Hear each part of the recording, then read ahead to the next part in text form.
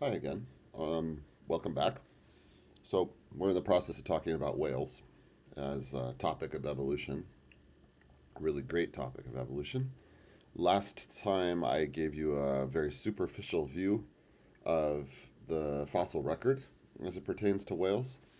Hope the key messages that you took away from that are that the whale went from being one of the great mysteries of evolution in paleontology to becoming, as you'll maybe see in one of the articles I posted, it's become a poster child for macroevolution, and that's very interesting. And the fossil record is rich.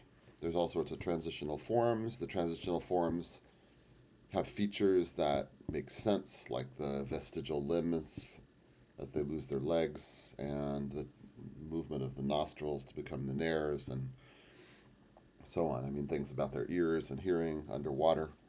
Now, what we're going to do is we're going to undertake an investigation of that evolutionary story, but from the point of view of the genome. And I guess I want to just make sure that you stop and think for a moment about some of the things that you would expect to be true in cetaceans as mammals. Like I'm always amused by the idea, that whales have belly buttons. I like that. I think that's funny and hadn't really thought about it. But you might, think about things related to the key senses, like what's going to be going on with their olfactory bulb, just for example. So anyway, this is something for you to look at on your own time. You can come back to it and stare at it and think about what the implications might be. So the viewpoint of this particular vignette is really characterized by the title of this famed paper by Zucker, Kendall, and Pauling. So they were at Caltech, which is where we are, and what I want you to see is the title above all else: Molecules as Documents of Evolutionary History. Both Francis Crick and Pauling had things to say about this, about how the subtlest expression of the history of life on Earth would be found in the genome, in some sense. The quote on the left means a lot to me. In macromolecules of these types, there's more history in the making and more history preserved than at any other single level of biological integration. So, what we're going to do is we're going to pursue that point with several case studies. And I would dare say that this paper is required reading. So, I think every single person in the class, indeed every single person that listens to this vignette in the class or not, should read this exceptional paper because, if nothing else, it's a paper that will capture your imagination, I think, because, as it says here, this shift from terrestrial to aquatic environments is arguably the best understood major morphological transition in vertebrate evolution. And next, the ancestral body plan and physiology were extensively modified, and in many cases, these crucial changes are recorded in cetacean genomes. So I just love that. So, in what sense might one note that? So, this is from the paper that I just referred to, and let me call your attention to several features. First of all, let's take a look at the red circle in the key, which refers to inactivation of genes. That will be translated into what we'll see later as pseudogenes, which means that the gene fossil is there, but it's no longer functional. And so let's go starting from the top. You can see this OPN. That corresponds to several different opsons, and that has to do with our color vision. Another one that you'll see up here is ENAM, and that occurs in both of these lineages, and that should conjure up thoughts about enamel, and make us think about who harbors teeth and who doesn't. Over here on the left of this rectangle, we see OR genes, which refers to olfactory receptors, and make you think hard about the olfaction and whether or not cetaceans in the ocean need it. And then down here you see MB, which stands for myoglobin. I'm going to make a big deal about that. And then finally, down at the bottom, you see this TAS genes. Those are taste receptors. And all of these genes that I just called your attention to have undergone important and interesting evolution relative to mammals on land. And again, if nothing else, the point of these several vignettes is to capture your imagination in some sort of specific and detailed way from the point of view of a non-practitioner, but somebody who cares a lot about these problems. But above all, hopefully will drive you to read the papers that were the basis of this vignette. This also is from the same paper, and what I think is cool about this one, you'll recognize at the lower left some of the stories that we told in the context of the fossil record, Indohyus, Pakicetus, Ambulocetus, etc. And the little letters and circles are an indication of, let's say, the best guess as to when features were gained or lost or so on. In other words, does the cetacean line compare with, for example, this outgroup called the hippopotamus, which you see at the bottom, and at what points did various evolutionary transitions occur along the path to the modern cetaceans? So the loss of traits over evolutionary time, we've already talked about this, the existence of organs in a rudimentary, imperfect, and useless condition, or quite aborted, far from presenting a strange difficulty, as they assuredly do on the ordinary doctrine of creation, might even have been anticipated and can be accounted for by the laws of inheritance. So let's do a little anticipating.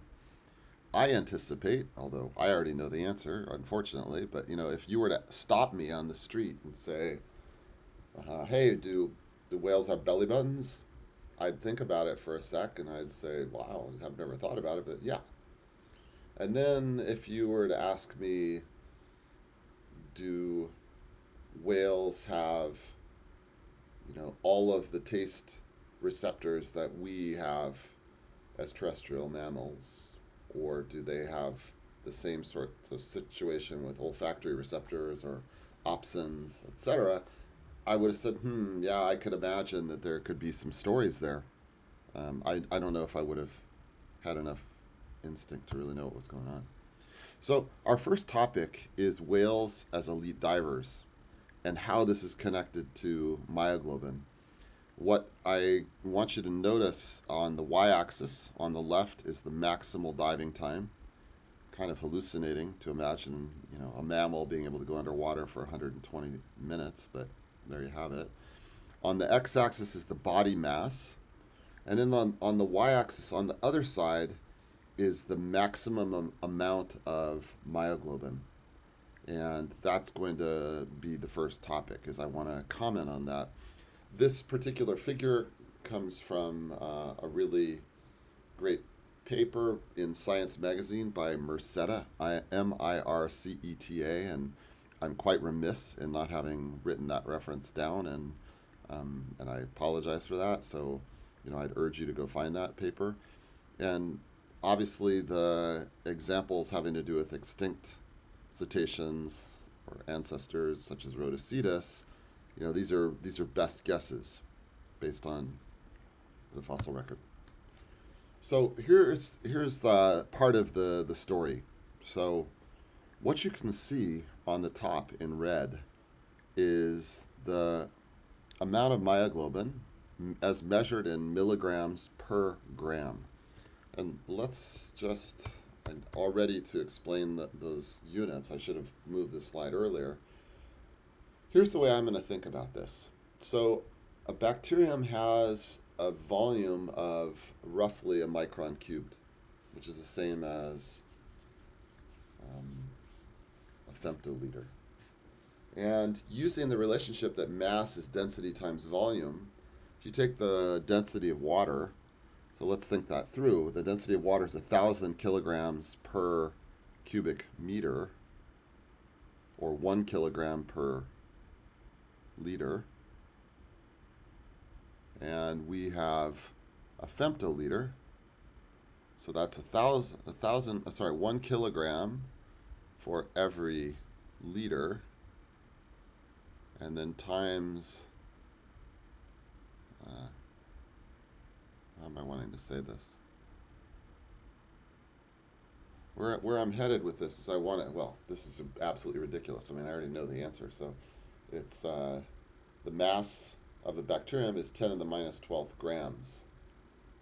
So maybe I should just finish that off. So the density times the volume. The density is 1,000 kilograms per meter cubed, or 1 kilogram per liter. And then I multiply that by 10 to the minus 15 liters, which gives me 10 to the minus 15 kilograms, which is the same as 10 to the minus 12 grams. So picogram is the mass of a bacterium, and about a third of that mass is dry mass. So that tells me that I have 300 femtograms per picogram, which is the same as saying I have 300 milligrams of dry mass per gram. That's another way of thinking about it.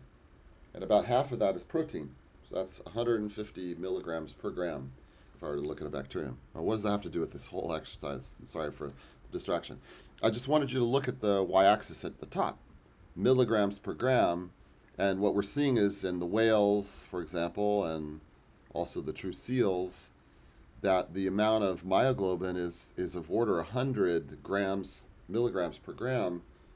And we just got through saying that, the protein content of cytoplasm typically is around 150 milligrams per gram.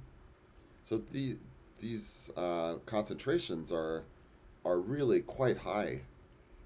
That's the observation, I guess, that I wanted to start with. The next observation is also at the top, which is the charge on the myoglobin relative to, let's call it, wild type. And what I want you to notice is that in the cetaceans that, for example, that the myoglobin charge is quite elevated relative to, say, my myoglobin. And the reason that that's important is that you might ask yourself, under what conditions do proteins precipitate? And when I say the word precipitate, what I have in mind is the protein will actually aggregate into a clump. And this is concentration dependent. If you have low enough concentration, things won't clump up. And if you put them at sufficiently high enough concentrations, they will clump up. And so the argument here made by Merceda and company is that the extra charge actually renders the myoglobin more stable against aggregating. Okay, so just a quick reminder about myoglobin and hemoglobin. So this is kind of a funny little diagram. So you might remember that hemoglobin is a tetrameric protein. It's got 4 heme groups which oxygen can bind to. That's what carries oxygen in our blood. Then in our muscles, for example, we have myoglobin, and that also is a storage for oxygen. And this is relevant for the whale. I just wanted to say a quick few words. We all take for granted modern structural biology, but in the early 60s, the first structures of myoglobin and hemoglobin were announced, work of Kindrew shown on the right and Perutz shown on the left. And I just want to say that this is really one of the main workhorses of modern biology, and it's kind of interesting that the source, this is only just purely from memory, but I think it's true that Kindrew's myoglobin was whale myoglobin. So, here you can see in fact, we can tell it's this is the original deposition of the structure, and the organism Physeter catodon, and the deposition authors 1973 are Watson and Kendrew. So that's cool. So the modern depiction of the structure is that there's these extra charges, and I want to comment on the idea of binding curves, just as a reminder to you that myoglobin has a conventional, I would call it a Langmuir binding curve, which means that the probability of occupancy is a function of increasing oxygen partial pressure. It has this sort of stereotyped shape with no change in the sign of curvature. Hemoglobin, on the other hand, has a sigmoidal binding curve, which means it's cooperative, and it has a change in the curvature. Notice at the bottom it's curved in this way, and at the top it's curved that way. So that's a change in the second derivative. So we already did this, and this is just to call your attention to the nature of the mutations that have occurred in myoglobin, and in a way I've already given you a hypothesis for those the consequences. So the second topic that I wanted to pursue is that of teeth and enamel. I can barely look at the picture on the right without cringing. It just kind of makes me sick, but I just want to remind you, and it's especially funny because I'm going to go to the dentist in a couple of hours and have one of my wisdom teeth that broke. It literally broke, but did not require a root canal. That was earlier or last year. Going to have a crown put on, but it's just it's very interesting that I'm going to have that horrible smell of enamel when the dentist drills on me to basically make room for the crown. And we take our teeth for granted, but they're super interesting organs. And actually, last time I was there, he was explaining to me about the nature of the roots and the cells that are in them and why we end up possibly needing root canals. Anyway, okay, that's an aside, but we take our teeth for granted, but we should remember that there are genes that are responsible for the synthesis of enamel. So this is a beautiful paper that I recommend that you take a look at. And what they try to do here is reconcile the fossil record with the molecular record in the form of the genes in various modern cetaceans. I love the opening sentence. Vestigial structures occur at both the anatomical and molecular levels, but studies documenting the co-occurrence of morphological degeneration in the fossil record and molecular decay in the genome are rare. So there's a beautiful figure here, and what it tells us about is who lacks teeth and who lacks enamel, and it shouldn't surprise you that you see things like anteaters and armadillos and sloths and pangolins, etc. And this is a quite amazing diagram. It's a modern story of looking at the genomes of extant organisms that's full of both puzzles and insight. I could sit and look at this all day long, but the sort of thing that is argued here is about when it was that there were changes in the genome that rendered, for example, the enamelin gene inactive. So let's just look at this. The enamelin gene provides instructions for making a protein called enamelin, which is essential for normal tooth development. Enamelin is involved in the formation of enamel, which is the hard white material that forms the protective outer layer of each tooth. Enamel is composed mainly of mineral crystals. These microscopic crystals are arranged in organized bundles that give enamel its strength and durability. Although the exact function of enamelin is not well understood, that's a pity. This protein plays a key role in the formation and growth of crystals and developing enamel. And so this is the whole story, basically, for you. This is the whole point of this part of the vignette. And let's take a little tour. What do I want you to know if I were to try to be succinct and circumspect? I would like you to see the Latin names and the common names on the right-hand side. That's the first thing. Then next, what I want you to do is I want you to see, for example, at the top, you see cat and dog and horse and stuff. And then you see, for example, the aardvark. And the thing that I'm most wanting to point out to you, I think, really is the green guys, which are stop codons, and then the red, which are deletions, which basically lead to a frame shift effectively and render the gene inoperable. And so what I want you to appreciate, I guess, is that, it's possible to take these organisms to do sequencing of the enamelin gene, to do alignments. Alignments are our window onto understanding the relatedness. As I think I mentioned already, the hemoglobin of chimps and humans is identical. There are no differences. And then with the gorilla, there's a little bit of a difference. And so, here, the odd, interesting things that take place in the context of the genome of a gene that's no longer operative, should be really revealing. If you were to take all of us in this class and you were to look at all of our hemoglobins, my guess is that they would all be the same, actually. But if there were any differences, I would be really, really surprised if anybody had a stop codon. So that's sort of this notion of pseudogene.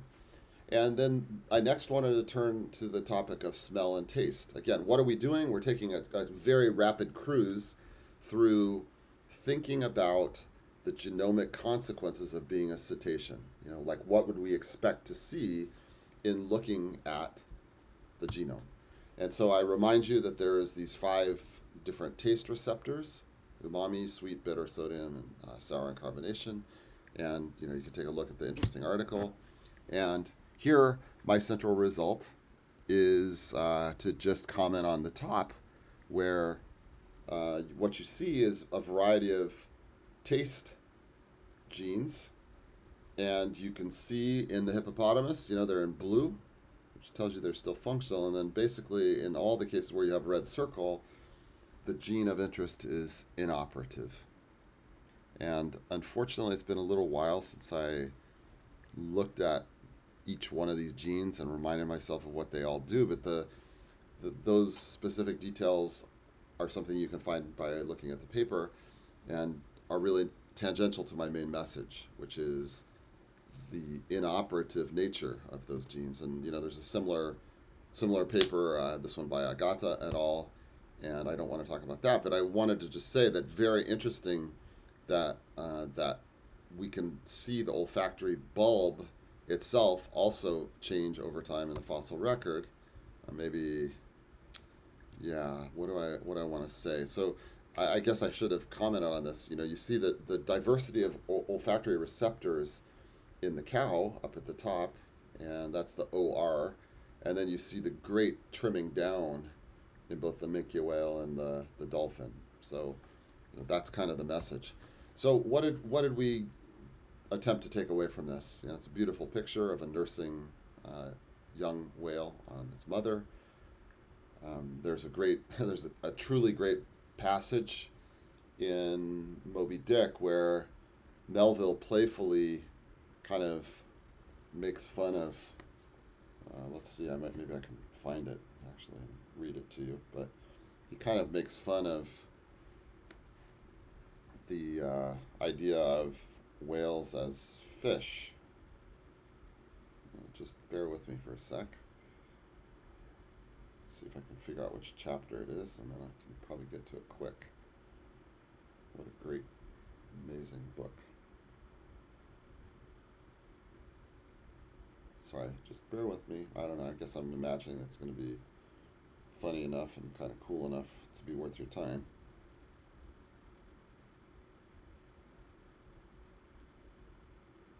Alright, I think I'm almost there.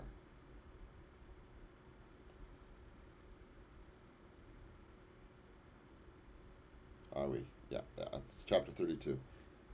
It's called Cetology.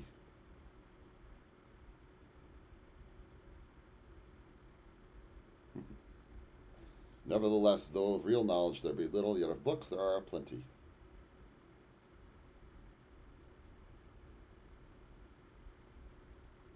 He talks about Linnaeus and.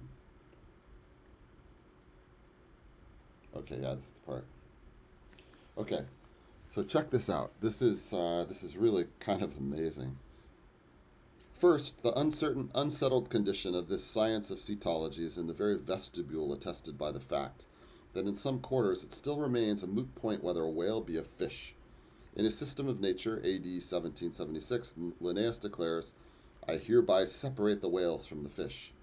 But of my own knowledge, I know that down to the year 1850, sharks and shad, alewives and herring, against Linnaeus' express edict, were still found dividing the possession of the same seas with the Leviathan." That's kind of saying, whales swim around, so they must be fish.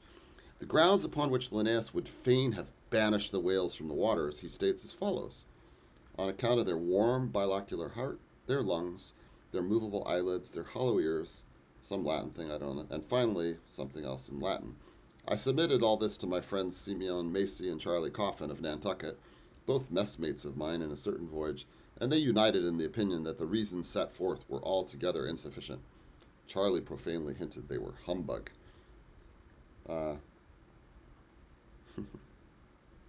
Be it known that, waiving all argument, I take the good old-fashioned ground that the whale is a fish, and call upon Holy Joe to back me. This fundamental thing settled, the next point is, in what internal respect does the whale differ from other fish? Above, Linnaeus has given you those items, but in brief they are these: lungs and warm blood, whereas all other fish are lungless and cold-blooded. Next, How should we define the whale? By its obvious externals, so as to conspicuously to label them for all time to come.